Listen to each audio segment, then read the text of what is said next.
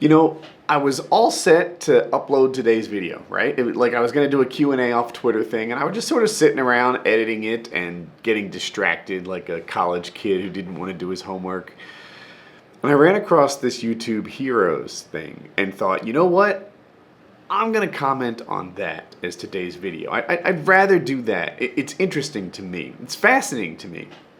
So before I get started into it, I'm going to take their video. It's 90 seconds long, a minute and a half, and I'm going to play it for you in this, embed it, and then I'm going to come back around and give you my opinion on it.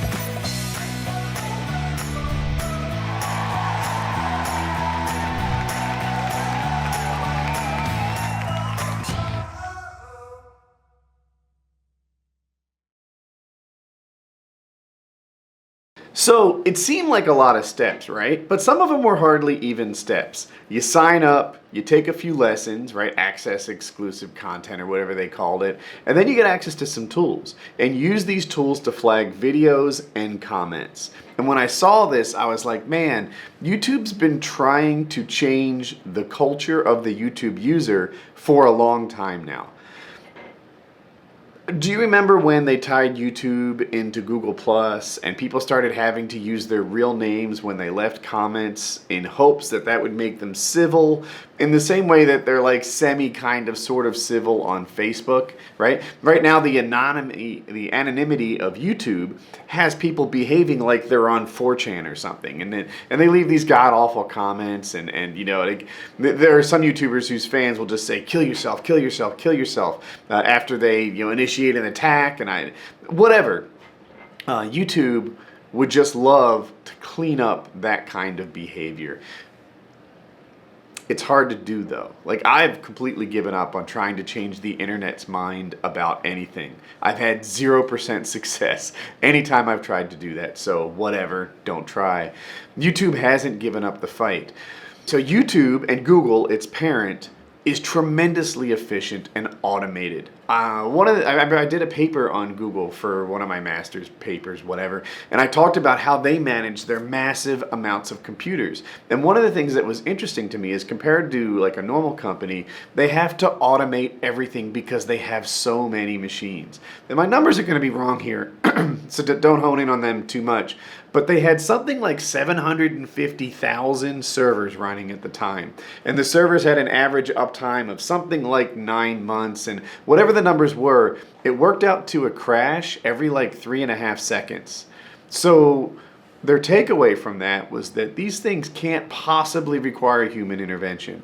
So they made it so that the computers would crash and restart and come back up, remove themselves from the cluster and add themselves back into the cluster, and do all of that without any human interaction. These things could crash and no one had to do anything. They would just sort of come down, get back up, and rejoin the server without anyone doing anything.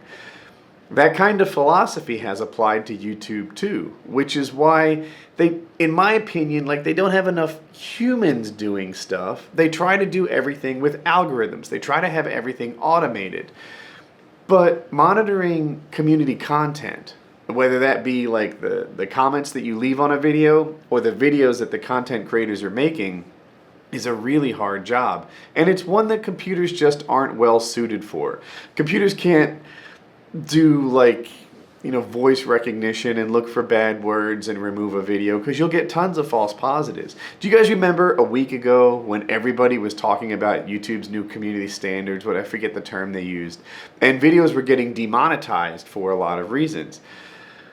That hit me, right? The amount of money my YouTube channel made dropped by about 25% at that time. And I, went to YouTube and said, hey, you sure you wanted this demonetized? And in every single situation, they monetized it again, which tells me these things were demonetized in error. And on the most recent PKA, I just went through the timeline and deleted anything that I thought might trigger the algorithm, and it didn't get triggered. So maybe that's it. Maybe the timeline in PKA, they're sorting through the description, they find a word they don't like, and they demonetize you. Maybe an error, because once a human looks at it, they say, no, this thing is okay. I don't know. That's the best I can come up with. So what they're doing with the YouTube Hero program is they're trying to get humans for free. They're trying to get community volunteers to become, trusted reviewers. They go through, they look at the tools, which hopefully set some sort of community tone. They let you know what they're looking for. And then you go out there and you flag the videos and comments that you think are inappropriate. I think it's naive. I'll tell you this, I remember the first version of Huppet, helping unite players into teams. If you guys followed me for a long time, you remember I had something that was kind of like a dating site for gamers. And you would go in there and you say, these are the games I play and this is what I'm looking for in a teammate. And you would meet people who had like similar objectives and interests as you. Maybe you're all about the win. Maybe you're just looking for people who like to have fun and crack jokes. You'd find people, friends online, and you'd play with them and you'd do your thing. The first version of that allowed the community to edit other people's entries. And my thought was, like, oh, everyone says the internet's filled with trolls, but it's not really. Look at Wikipedia. That thing's editable by anybody, and it sort of maintains good, pure, typically accurate information.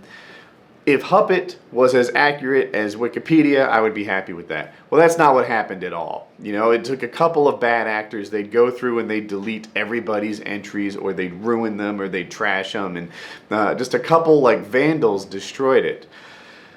That's what will happen if YouTube gives the community too much power in terms of moderating comments and videos as well. This has tragedy written all over it. At best, you can ask the community to alert employees who maybe are more trusted and have more motivation to be good. I absolutely know there are like bad actors who will find out who has access to these tools and manipulate or pay them to do bad things to other people's YouTube videos. I've seen it done already. I've seen bad actors attack me, actually, which doesn't work because I'm a managed channel. But they had them try to like get strikes against me. People are silly, and if you give the community too much power, and that's what this is, it's in lieu of hiring employees, they're looking for the community to police itself. It won't work. It won't work. You're going to get people who misbehave. Am I scared of this thing? A little bit. Mostly like my vlogs and the bulk of my content I feel is pretty family friendly. But Painkiller already definitely skirts the edge. And, sometimes we talk about silly stuff there. We don't show nudity and we typically don't do bad things, but we talk about insane stuff. And, I just don't want my stuff flagged. Maybe that's a self-serving look at all this. I also don't trust the community not to misbehave. So, anyway, now you're filled in on the YouTube Heroes program. I expect abuse will happen if abuse can happen, because that's my experience with the internet. Multi-million-dollar deals got $1 million deal. When I was younger, I would wonder how $1 million feel. And for real, it feel like I ain't even broke a seal. Cause when you drop hits, they want you to pick up the bill. Now my life is in Maryland, my heart is in Chicago. New York state of mind, but out LA, man, that's where I go. When I need a this shit down. So much on my mind, that's the reason I'm spitting now.